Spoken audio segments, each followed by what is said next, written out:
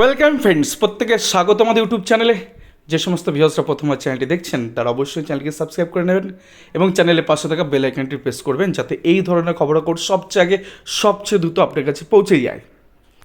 তো আজকে যে ভিডিওটি নিয়ে আলোচনা করব সেটা 2022 ডিএলএড ব্যাচের একটি ভিডিও। অনেকেই কমেন্ট সেকশনে জানাচ্ছিলেন যে এই ধরনের ভিডিও তাদের প্রয়োজন, একটা স্বচ্ছ ধারণা নেওয়ার জন্য তারা কমেন্ট করে জানাচ্ছিলেন। তো সেই বিষয়ে আজকে বেশ কিছু জিনিস আলোচনা করব। আশা করি ভিডিওটা আপনার খুব পছন্দ হবে, কারণ এখানে অনেকগুলো তথ্য কিন্তু অ্যাটাচ করা রয়েছে। তো এই মুহূর্তে সবথেকে বড় যে খবর সেটা হচ্ছে 48 ঘন্টার মধ্যে প্রাথমিক শিক্ষা পর্ষদ একটি নোটিশ জারি করতে পারে, এমনটাই সূত্রে খবর। তো সেখানে এই নোটিশে কী থাকবে না, নোটিশে থাকবে 2022 যে বর্ধিত ইন্টারভিউ যে প্রার্থী তাদের সংখ্যা, তাদের কবে টেবিল নাম্বার, কবে কী পড়ছে, এই সমস্ত বৃত্তান্ত থাকবে এবং খুব শর্ট টাইমে নোটিশটা ইস্যু হবে এবং খুব দ্রুত এই নোটিশ কিন্তু ইমপ্লিমেন্ট হবে এবং সময় পাওয়া যাবে না বললেই চলে। একদম একদিনের বা দুদিনের ডিফারেন্সে হয়তো ইন্টারভিউ দিতে চলে যেতে হবে এই সমস্ত প্রার্থীদের। তো মোটামুটি মেরে কেটে 2022 প্রার্থীর সংখ্যা এদেরকে ধরে কত হতে পারে সেটা নিয়ে আজকে ভিডিওতে আমরা আলোচনা করব। আর কবে নাগাদ সুপ্রিমে জমা পড়তে চলেছে 2022 ড্রাফট অফ প্যানেল বা ইন্টারভিউ ড্রাফট লিস্ট কবে সুপ্রিম কোর্টে জমা পড়বে সেটা নিয়েও কিন্তু আজকের ভিডিওতে আমরা পূর্ণাঙ্গ আলোচনা করব। তো প্রথমেই প্রত্যেককে বলবো ভিডিওটা শেষ পর্যন্ত দেখুন এবং ভালো লাগলে চ্যানেলটি অবশ্যই সাবস্ক্রাইব করুন। তো চলুন শুরু করা যাক আজকের ভিডিওটি। তো আমরা শুরুতেই দেখে নিই যে 2022 ডিএলএড প্রার্থীর সংখ্যা কতটা আছে। আমরা দেখে নেব বাংলা মিডিয়াম ভ্যাকান্সি কত আছে, অন্য মিডিয়ামে কী অবস্থা আছে সেটাও আমরা দেখার চেষ্টা করব। আমরা টোটাল ডিএলএড 2022 ক্যান্ডিডেট, যেটা কিনা কিছুদিন আগে পর্ষদ 74 পাতার যে নোটিফিকেশন জারি করেছে বাংলা মিডিয়ামে বা অন্যান্য মিডিয়াম জুড়ে, সেখানে আমরা দেখতে পাচ্ছি জেনারেল এই মুহূর্তে 2022 ডিএলএডের সংখ্যা 651, ওবিসি 469, ওবিসি বি 928 জন, এসসি 858 এবং এসসি প্রার্থী এসটি প্রার্থী নেই বললেই চলে। সামান্য কিছু সংখ্যাগত আছে, সব মিলে হচ্ছে 2906 জন টোটাল বাংলা মিডিয়ামের ক্যান্ডিডেট। এর সাথে একটা সংখ্যা বাড়ছে, সেই সংখ্যাটা 200 থেকে 300-র মধ্যেই থাকবে আশা করা যাচ্ছে। তো মোটামুটিভাবে 2900 প্লাস, আমি যদি 300ই ধরে নিই তাহলে মোটামুটিভাবে বলা যায় যে মোটামুটি 3200 মতন প্রার্থীর সংখ্যা দাঁড়াচ্ছে। কিন্তু এটা তো দাঁড়াচ্ছে, এবার ইন্টারভিউ বোর্ডে বেশ কিছু সংখ্যক প্রার্থী তারা কিন্তু অ্যাবসেন্ট ছিল। অনেকে 21-23 ডিলেট দেখিয়ে ফর্ম ফিল আপ করে তারা কিন্তু অ্যাপিয়ার হওয়ার চেষ্টা করে, তাদের ইন্টারভিউ বোর্ডে তারা ইন্টারভিউ দিতে দেননি তাদেরকে, এবং অনেক ক্ষেত্রে অনেকে অ্যাবসেন্টও ছিল। সেটা নিয়ে আমরা আসবো। আমরা একটু যদি ট্যালি করে নিই 11765 থেকে 9533 যে প্যানেল, সেখানে আনফিল ভ্যাকান্সি কত রয়েছে বাংলা মিডিয়াম। আমি আবারও বলছি, যে সমস্ত প্রার্থীরা এই ভিডিওটি দেখছেন তারা ঘাবড়ানোর কিছু নেই। এটা শুধুমাত্র তথ্য বা ডাটাবেসের ভিডিও, এর অ্যাজামশান সুপ্রিম কোর্ট এমনটা নাও হতে পারে। তথ্যগুলো আগে সামনে রাখছি, দেন এর কী হতে পারে সে সম্পর্কে পরবর্তীতে একদম ভিডিও শেষে বলবো। তো ক্যাটাগরির ক্ষেত্রে আমরা যদি দেখি জেনারেলদের ক্ষেত্রে, অর্থাৎ ভ্যাকান্ট সিট কিন্তু মাত্র একটি রয়েছে, কিন্তু প্রার্থী সংখ্যা 451। বাংলা মিডিয়াম বলছি, আবারও বলছি বাংলা মিডিয়ামের সিট এটা। ওবিসি এ প্রার্থী নেই, 469টা এখানে ক্যান্ডিডেট রয়েছে। ওবিসি বি ভ্যাকান্সি নেই, 4টে রয়েছে, 928 জন প্রার্থী রয়েছে। এসসি ভ্যাকান্সি 697, সেখানে 858 জন প্রার্থী রয়েছেন। এসটি 552, সেখানে প্রার্থী নেই বললেই চলে। তো এক্ষেত্রে যেটা পরিষ্কার যে এসটি সিট কনভার্ট হবে কি হবে না সেটার একটা উত্তর এই ভিডিও শেষে আমি আবার রেখে দিচ্ছি। তো এই হচ্ছে প্রেজেন্ট সিচুয়েশন বাংলা মিডিয়ামের ক্ষেত্রে। কিন্তু প্রাথমিক শিক্ষা পর্ষদ হিয়ারিং চলাকালীন তারা এই সাবমিশনও দিয়েছিল যে আমরা বিভিন্ন যে অন্য অন্য মাধ্যমগুলো আছে হিন্দি উড়িয়া মাধ্যম, সেগুলোতে আমরা কনভার্ট করতে পারি। তো যাক আমরা কাট অফটা দেখে নিই যে এই মর্মে 9533 কাট অফ কী পর্যায়ে ছিল। তো জেনারেল কাট অফ আমরা দেখতে পাচ্ছি 29.559, ওবিসি এ কাট অফ দেখতে পাচ্ছি 29.088, ওবিসি বি হচ্ছে 29.384, এসসি হচ্ছে 21.275, এসটি হচ্ছে 24.546।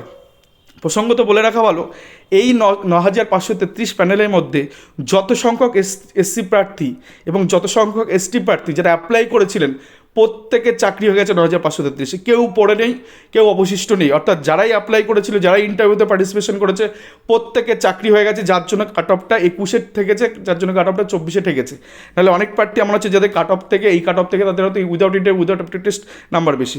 যাক, এবার যে বিষয়টি আমরা আলোচনা করব যে এক্সটেন্ডেড বা বর্ধিত কত সংখ্যক ইন্টারভিউ প্রার্থী রয়েছে সেটা নিয়ে আমরা একটু দেখার চেষ্টা করি। তো এখানে 10টা কেস নাম্বার এখানে দেওয়া আছে।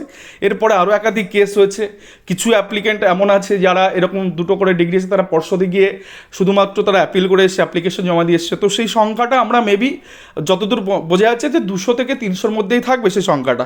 তো এরকমভাবে কেস নাম্বার দিয়ে পিটিশনের নেম দিয়ে টোটাল কোন কেসে কতজন পিটিশন আছে সেটা দিয়ে সংখ্যাটা আমরা দেখতে পাচ্ছি 198-এর কিছু গায়ে আছে। এছাড়াও বাইরে যদি আমরা ধরে নিই তো সেই সংখ্যাটা 200 থেকে 300-র মধ্যে থাকবে বলে আমরা আশা করছি। তো মোটামুটি এদিকে 2900, এদিকে যদি 300 ধরি সেই সংখ্যাটা কোথাও গিয়ে 3200-র কাছাকাছি দাঁড়াচ্ছে। অর্থাৎ 3200 জন প্রার্থী টোটাল। এর মধ্যে আমি আবারও বললাম যে ইন্টারভিউতে অনেক সংখ্যক টেবিল ফাঁকা গেছে, অনেক ইন্টারভিউ দেয়নি, সেই সংখ্যাটা কিন্তু কোথাও গিয়ে কমে পঁচিশশোর গায়ে ঠেকবে বলে এমন কিন্তু একটা ধারণা করা হচ্ছে। অর্থাৎ টোটাল প্রার্থী সংখ্যা সব মিলিয়ে 2500 কিছু আশেপাশে থাকবে, কিছু কম বা কিছু বেশি হয়তো প্রার্থী থাকবে।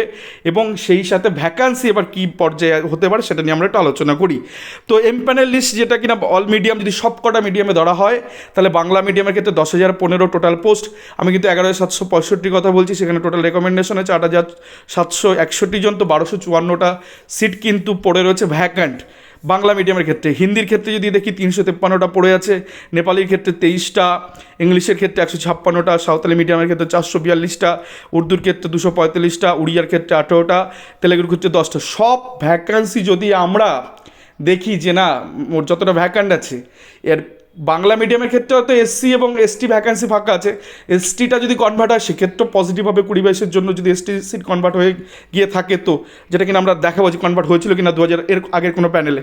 তো এই বাকি মিডিয়ামগুলো যেটা পর্ষদ হিয়ারিংয়ের পর্বায় বলেছিল সুপ্রিম কোর্টে যে আমরা মিডিয়ামগুলো কনভার্ট করতে পারি, তো যদি এগুলো কনভার্ট হয়, যে প্রার্থীর সংখ্যা আমি অ্যাজাম্পশন করছি 2500 মতন হতে পারে সব মিলিয়ে গুছিয়ে, আপাতত 20 প্রার্থীর সংখ্যা, ভ্যাকান্সি কোথাও গিয়ে কিন্তু যদি এসটিওটাও কনভার্ট হয় সেটাও কিন্তু 2500, অর্থাৎ 1:1 রেশিওতে কিন্তু হওয়ার একটা সম্ভাবনা তৈরি হচ্ছে যদি দুটো ক্রাইটেরিয়া ফিল্ড আপ হয়, ক্যাটাগরি কনভার্ট হয় এবং অন্য মিডিয়ামগুলো কনভার্ট হয়, তাহলে 1:1 রেশিওতে কিন্তু 2022-এর ভাগ্য খুলতে পারে।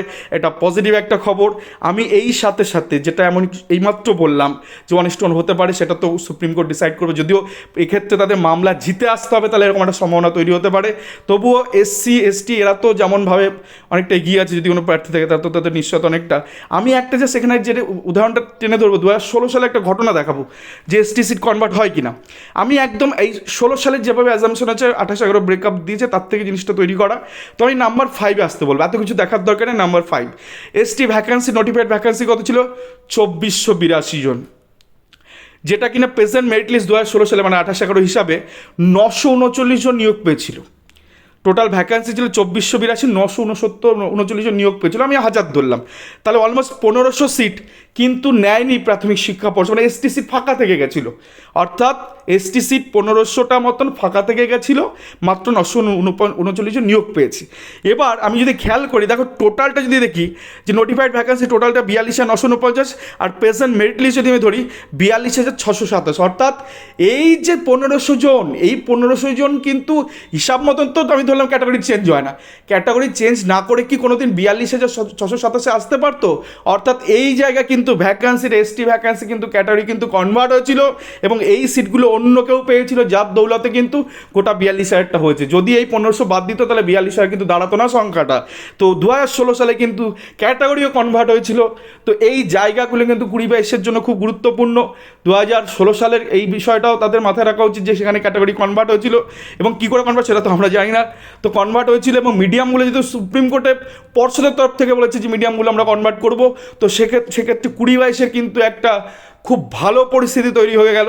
যদি এমনটা হয় তাহলে সেক্ষেত্রে কিন্তু চাকরি কিন্তু 100% হওয়ার একটা সম্ভাবনা থেকে যাচ্ছে এই সমস্ত প্রার্থীর, যদি মামলা তারা জিতে আসে সুপ্রিম কোর্টের ক্ষেত্রে।